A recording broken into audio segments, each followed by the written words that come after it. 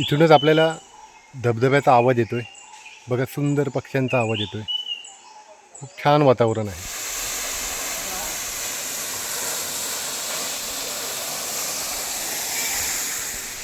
अशा प्रकारे आपण पोचलो येरम धबधब्याकडे. मार्च संपायला आला आहे, तरीसुद्धा हा धबधबा वाहतो आहे. नक्की भेट द्या. शेवटी आपण पोचलो येरम धबधब्याकडे. बघा किती सुंदर नजारा आहे. आज व्हिडिओमध्ये कोकणातील प्रसिद्ध सिंधुदुर्ग जिल्ह्यातील कुडाळ तालुक्यातील हळदीचे नेरूर गावातील पालमळई येथील बारमाही वाहणारा येरम धबधबा याबद्दल आज आपण व्हिडिओमध्ये बघणार आहोत. येरम धबधबा सृष्टी सौंदर्याने सजलेला असा हा 12ही महिने ओसंडून वाहणारा येरम धबधब्याला नक्की भेट द्या. धबधब्याला भेट देताना तेथील परिसरात कोणत्याही प्रकारचा कचरा होणार नाही याची सर्व पर्यटकांनी काळजी घ्या, असे आवाहन स्थानिक जनतेने केले आहे.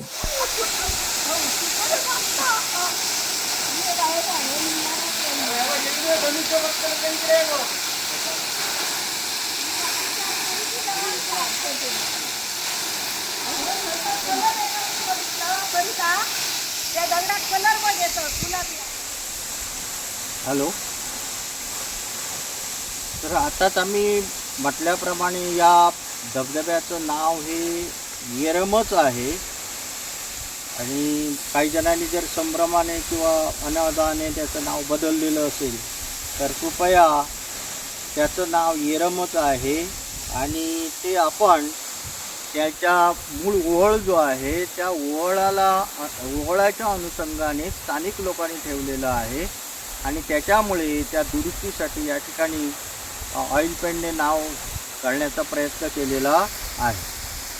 दुसरी महत्त्वाची गोष्ट म्हणजे या ठिकाणी आल्यानंतर काही जणांनी आवाहन केलेलं आहे की या ठिकाणची स्वच्छता पाळा, शिस्त पाळा. त्याचप्रमाणे वनराईची कोणत्याही प्रकारची हानी होता कामा नये याची दक्षता घ्या. त्याचप्रमाणे गावकरी जी मंडळी आहेत या गावकरी मंडळींना कोणत्याही प्रकारची हानशिकी किंवा हानी किंवा कुठल्याही प्रकारे आपल्यापासून त्रास होऊ नये याची आपण काळजी घ्या, अशा प्रकारची अपेक्षा करतो आणि 2 शब्द करतो.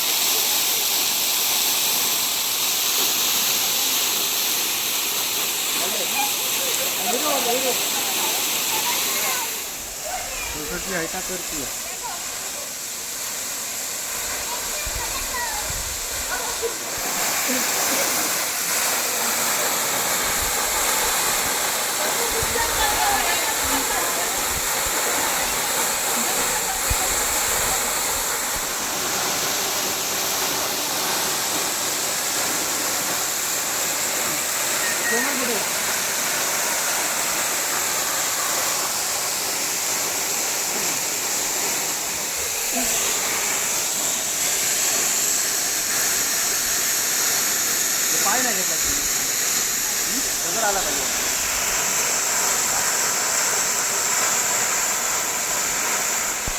मराठी लिहिलं तरी झालं, मराठी लिहिलं तरी झालं.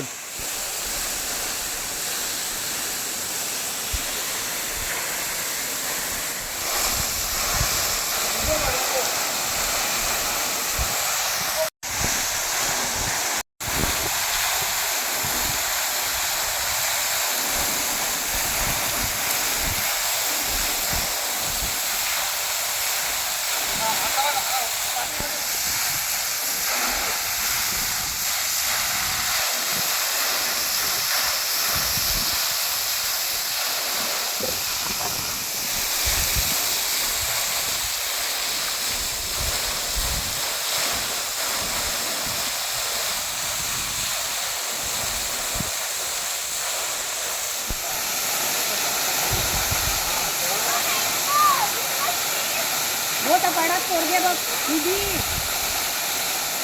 ओ निधी बघा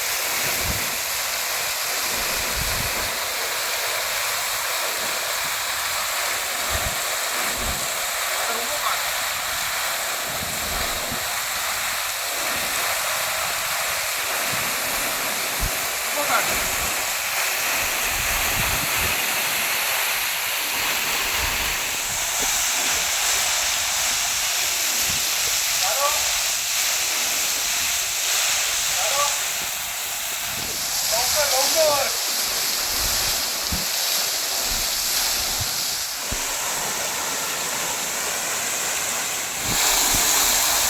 15 वर्षापूर्वी आम्ही इथे आलेलो होतो.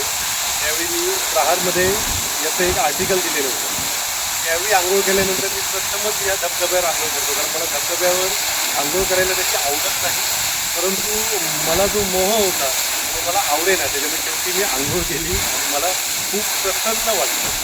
तुम्ही पण नक्कीच या, कधीतरी या धबधब्याला भेट द्या, कारण उन्हाळ्यात असे धबधबे आपल्याला कुठेच सापडत नाही. त्याच्यामुळे तुम्ही नक्की एकदा या धबधब्याला भेट द्या.